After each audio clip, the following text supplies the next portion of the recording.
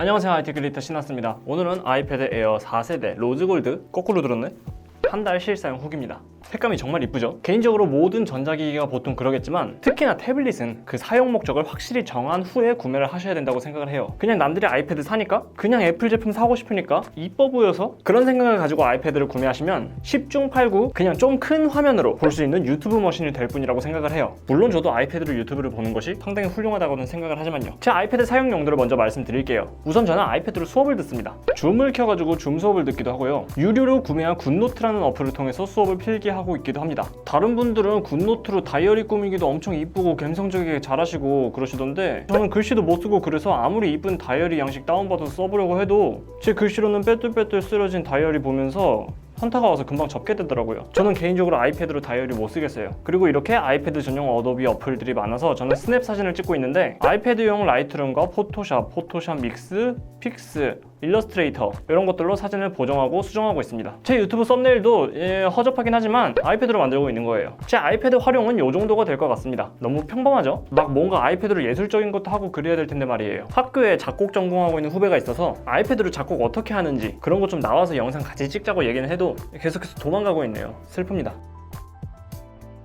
자, 그럼 한 달 실사용 후기 장점 먼저 말씀드려보도록 하겠습니다. 첫 번째 장점, 말장난처럼 느껴질 수도 있겠지만 아이패드의 가장 큰 장점은 아이패드 OS라는 것인 것 같아요. 원래 아이폰과 아이패드 모두 iOS라는 운영체제를 사용하고 있다가 얼마 전부터 아이패드만을 위한 별도의 OS로 아이패드 OS로 분리가 되었죠. 이름에서부터 알 수 있듯이 아이패드에 의한 아이패드만을 위한 OS입니다. 안드로이드 태블릿의 단점이 생산성 어플들의 종류가 굉장히 많이 부족하다는 점인데 아이패드는 어도비에서부터 알 수 있듯이 정말 방대한 양의 어플리케이션들을 모두 쓸 수 있고 거기에 아이패드 전용 특화 어플들도 속속들이 지원해주기 시작하니까 제가 필요한 범위 내에서의 모든 어플들이 다 준비되어 있었습니다. 아직까지 완전 이식이 되진 않았지만 어도비에서 포토샵도 아이패드용으로 지원을 해주기 시작하였고 라이트룸도 데스크탑 컴퓨터에서 사용하던 라이트룸 CC와 마찬가지로 제 기준에서는 완벽하게 대체할 수 있었어요. 두 번째 장점, 애플 펜슬 2세대를 쓰는 점이 너무나도 좋았습니다. 주변에서 일반 아이패드나 아이패드 에어 3세대를 쓰는 사람들이 항상 얘기하는 것이 있어요. 애플 펜슬 1세대에 너무 짜증난다고. 물론 저도 아이패드 5세대를 갖고 있기 때문에 그 엿같음은 잘 알고 있습니다. 이 충전 방식이 이렇게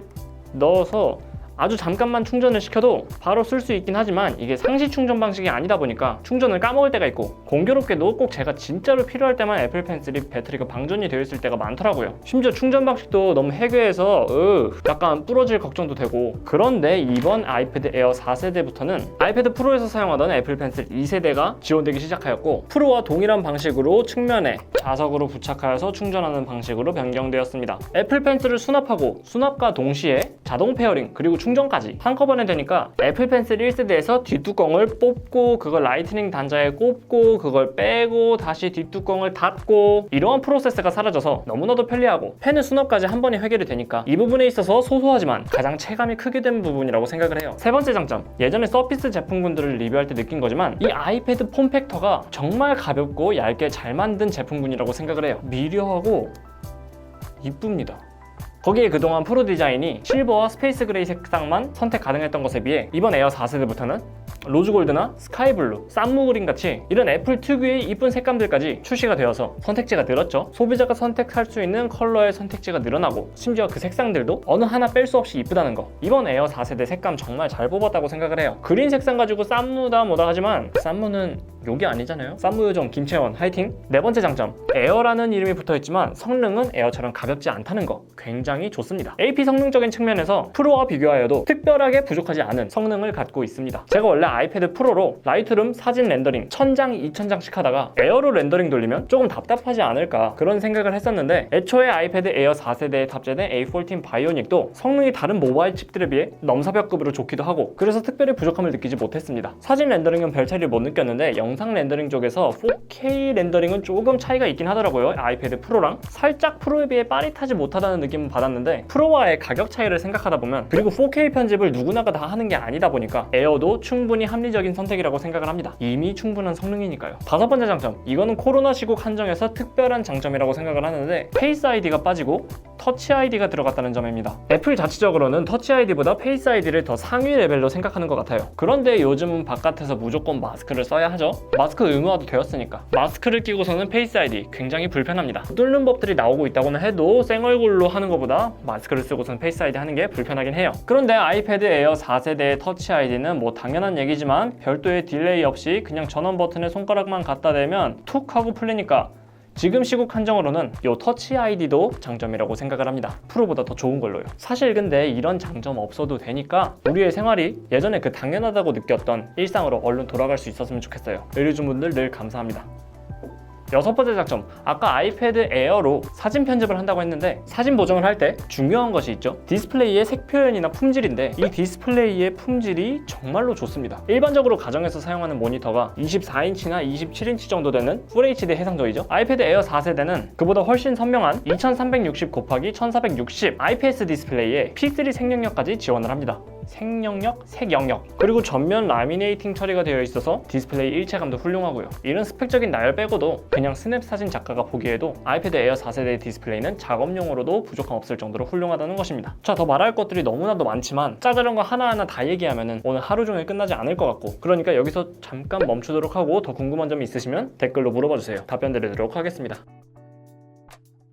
이제 단점들 말씀드려보도록 할게요. 첫 번째 단점, 아무리 생각해도 이 뻥 스피커는 이해가 되질 않습니다. 아이패드 프로는 쿼드 스피커가 탑재되어 있기 때문에 이렇게 기기 상단과 하단에 하나, 둘, 셋, 넷, 네 곳에 타공을 뚫어놨지만 에어 4세대는 듀얼 스피커란 말이에요. 그럼에도 불구하고 프로와 동일하게 구멍을 4곳 뚫어놓은 것이 아이패드 프로를 원래 사용하고 있던 입장에서 눈속임이라는 생각밖에 들지는 않습니다. 에어만 처음 잡아보시는 분들이라면 아이패드 에어 4세대 그 자체의 스피커도 나쁘진 않습니다. 하지만 프로를 잡다가 에어를 만져보신 분들이라면 스피커 밸런스나 출력 같은 부분에 있어서 약간 아쉬운 부분이 있어요. 두 번째 단점, 프로와 에어가 같은 디자인이고 같은 폼팩터, 같은 금형틀이긴 하지만 프로는 11인치이고 에어 4세대는 10.9인치이죠. 둘이 0.1인치 차이가 나는데 0.1인치 차이가 이렇게 크게 체감되는지 처음 느꼈습니다. 화면상으로는 잘 못 느끼실 수도 있겠지만 근처 리셀러샵 가보셔서 프로랑 에어 직접 한눈에 보시면 무조건 차이를 느끼실 거예요. 확실히 프로에 비해 에어가 두껍습니다, 베젤이. 세 번째 단점, 역시나 프로와 비교한 점인데 프로와 같은 폼팩터임에도 불구하고 120Hz 프로모션 디스플레이가 빠졌다는 거. 이건 저같이 주로 정적인 사진들 보정하는 사람이라면 작업적인 부분에서 크게 차이는 못 느끼시겠지만 일러스트레이터나 프로크리에이트 등 아이패드로 그림을 그리고 싶다, 웹툰을 그리고 싶다, 일러스트를 하고 싶다 이런 분들이라면 에어보다는 프로 쪽을 더 추천드리는 편입니다. 네 번째 단점입니다. 아이패드 프로와 같은 폼팩터라는 점. 그것은 곧 본체 자체가 정말 약해서 밴딩 게이트에도 취약하다는 것과 같은 말입니다. 기기 자체의 두께가 정말 얇게 만들어져 있고 심지어 우측에는 애플 펜슬 충전을 위해서 강판에 틈이 들어있다 보니까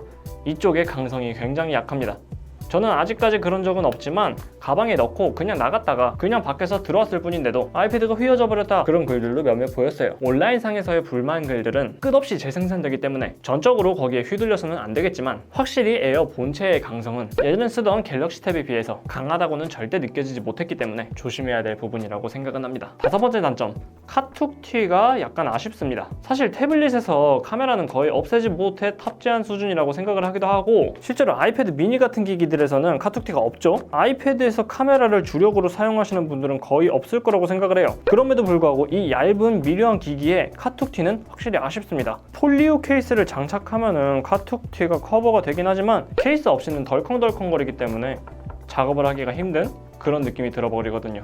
그리고 굉장히 사소한 점이기도 한데 아이패드 에어에 이렇게 이쁜 색감들, 저 같은 경우는 폴리오 키보드 케이스를 쓰고 있는데 폴리오 키보드도 그렇고 이후에 나온 매직 키보드도 그렇고 이렇게 이쁜 색감들 다 가려진다는 거, 그런 단점이 있겠습니다. 개인적으로 로즈 골드랑 이 키보드의 쥐색이랑 잘 맞지 않는 것 같기도 하고요. 키보드 케이스와 오히려 더 잘 어울리는 색상은 실버나 스페이스 그레이가 아닌가 개인적으로 생각을 해요. 그리고 사소한 것 또 하나, 보통 오른손잡이 분들이 많으시고 저도 오른손잡이라서 처음 터치 아이디 등록을 할 때 오른손으로 등록을 하였는데 왼쪽 손가락도 등록을 해두시는 것을 추천드려요. 왜냐? 이게 가로로 사용을 할 때 애플 펜슬 때문에 무조건 왼쪽에 전원 단자가 올 수밖에 없고요. 오른손만 등록을 해두면 매번 약간 이렇게 되어서 불편하거든요. 왼손도 등록해두시면 그냥 이렇게 있다가 뚜둑, 상당히 편하다는 거 알아두시면 되겠습니다.